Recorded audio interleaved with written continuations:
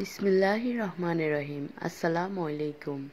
সবাইকে স্বাগত জানাচ্ছি নতুন আরও একটি রেসিপি দেখার জন্য। আজকে আমি দেখাবো মোমো। খুব সহজে বাসায় কীভাবে মোমো করা যায় সেটা আমি দেখানোর চেষ্টা করবো। আশা করছি আপনাদের কাছে ভালো লাগবে। তো চলুন, এর জন্য কী কী লাগছে। এর জন্য আমি এখানে নিয়েছি 400 গ্রামের মতো মুরগির গোস্ত। এটা না, হাড় ছাড়া মুরগি নিয়েছি আমি। তারপর এটাকে ছোট ছোট পিস করে ব্লেন্ডারে ব্লেন্ড করে নিচ্ছি, একদম মিহি করে নিচ্ছি। আপনারা চাইলে ছোটো আকারে কিমা করেও নিতে পারেন, তবে আমার কাছে এই জিনিসটাই বেশি ভালো লাগে। এরপরে এটার সাথে আমি নিয়েছি গাজর, নিয়েছি ছোট সাইজের একটি, কাঁচামরিচ নিয়েছি 5 থেকে 6টা, স্বাদ মতো আপনাদের পছন্দ মতো। এর থেকে বেশি নিলে বেশি ঝাল হবে। তারপরে নিয়েছি ধনিয়া কুচি, পেঁয়াজ কুচি, আর সবগুলোকে আমি ছোট ছোট করে কেটে নিয়েছি। যতটুকু ছোট করা সম্ভব ততটুকু আমি ছোট করে নিয়েছি। এরপরে এগুলো সবগুলোকে আমি ভালোভাবে মিশিয়ে নেব। এটার সাথে আমি প্রথমে মশলাটা দিয়ে দিচ্ছি, শুকনো উপকরণগুলো। এখানে নিয়েছি আমি হাফ চা চামচের চাইতে কম জিরা, হাফ চা চামচের চাইতে কম ধনিয়া গুঁড়া, স্বাদ মতো লবণ, গোলমরিচের গুঁড়া হাফ চা চামচ, রসুন বাটা দিয়েছি 1 চা চামচ, আদা বাটা দিয়েছি হাফ চা চামচ দিয়ে এখন সবগুলোকে আমি খুব ভালোভাবে এটাকে মিশিয়ে নেব।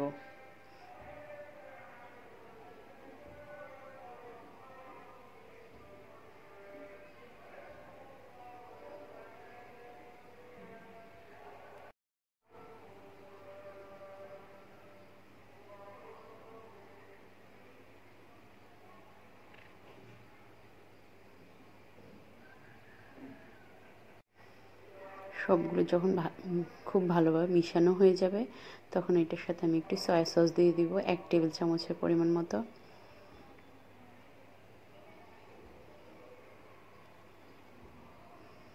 এটাকে আমি 25 মিনিটের জন্য এটাকে আমি ম্যারিনেট করে রাখবো। অবশ্যই ম্যারিনেটটা করার প্রয়োজন, তাহলে মশলাগুলো খুব ভালোভাবে মুরগির সাথে মিশে যাবে।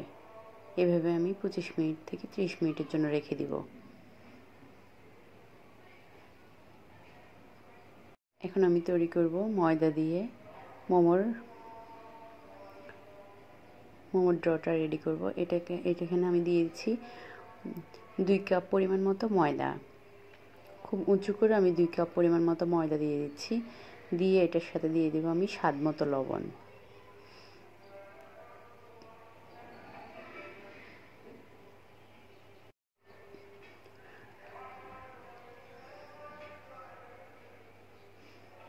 সাথে স্বাদ মতো লবণ দিয়ে দিব।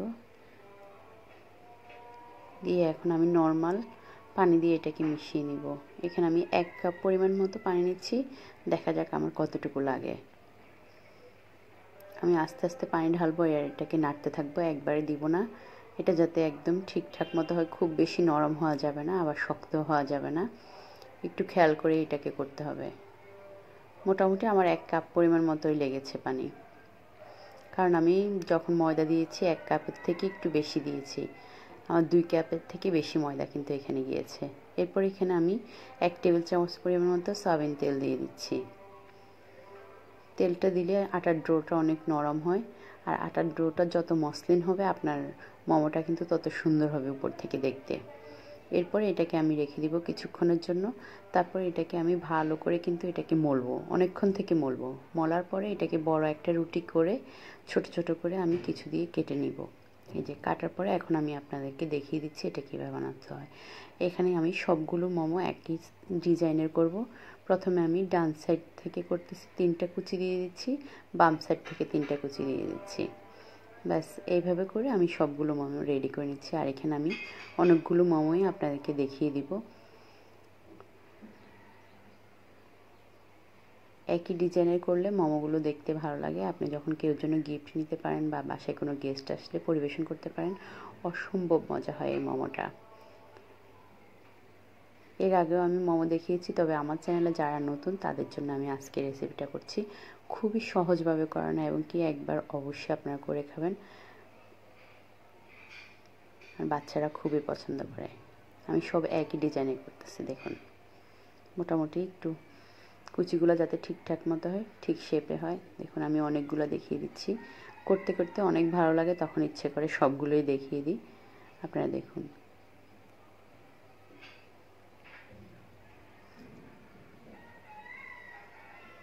লেফট সাইড থেকে 3টে কুচি, রাইট সাইড থেকে 3টা কুচি কুচি করে বাস হয়ে গেছে আমার। এরপরে চুলায় একটি হাঁড়ি বসিয়ে আমি মোটামুটি অর্ধেক পরিমাণ পানি দিয়েছি হাঁড়িতে। একদম ভাপা পিঠার মতোই করব এটাকে আমি। আর চুলার আঁচটা রেখেছি আমি হাই হিটে। আর যখন পানিটা ফুটতে শুরু করবে তখন আমি দেখুন পানিটা যখন ফুটতে শুরু করেছে, এটার উপর আমি ছিদ্রযুক্ত যে কোনো একটা কিছু, আপনাদের বাসায় অবশ্যই এগুলো সবার ঘরেই থাকে, এরকম দিয়েছি। এরপরে তেল ব্রাশ করে নিয়েছি, নেওয়ার পরে এখন আমি মোমোগুলোকে দিয়ে দিচ্ছি। আর বাচ্চার টিফিনের জন্য আপনারা করে এটা ডিপে রাখতে পারেন। আমি সবগুলো কিন্তু আজকে করব না, কিছু আমি রেখে দিয়েছি ডিপে। তারপরে রাখার পরে এটা যখন কেউ আসবে বা টিফিনের জন্য আপনি ব্যবহার করতে পারেন। এখানে আমার অনেকগুলো মোমো হয়েছে, অনেকগুলো দেখুন। আর এটা করতে খুবই ভালো লাগে, যারা করেছেন তারা অবশ্যই জানেন। আর এটা খেতেও অসম্ভব মজা হয়, বাচ্চারা খুবই পছন্দ করে, বড়রাও পছন্দ করে, এবং কি খুবই হেলদি একটা ফুড আমার মনে হয় এটা। দেখুন ঠিক 30 মিনিট পর্যন্ত এটাকে কিন্তু আমি রান্না করেছি। আপনারা এটা খুবই একটা ইউনিক কিন্তু এটা প্রসেস, এই ইউনিক প্রসেসটাই আমি আপনাকে দেখিয়ে দিচ্ছি।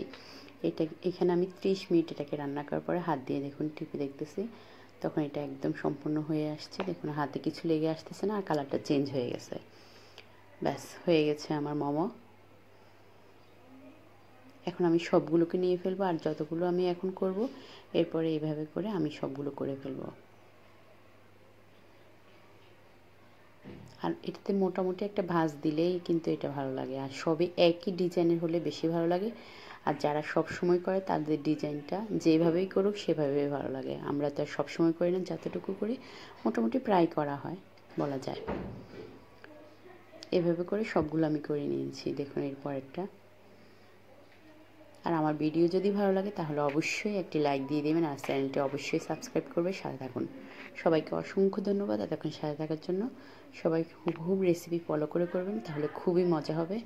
সবাইকে অসংখ্য ধন্যবাদ। আল্লাহ হাফেজ।